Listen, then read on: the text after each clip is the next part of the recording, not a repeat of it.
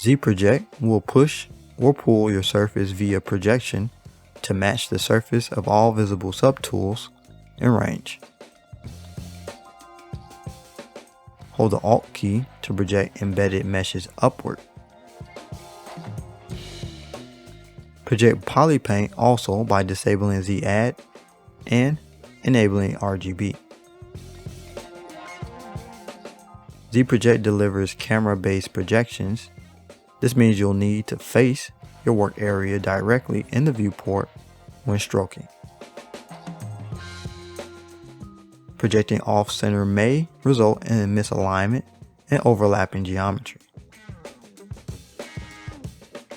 Enabling Sculptris Pro with ZProject offers less stretching and the ability to fix projection errors easily.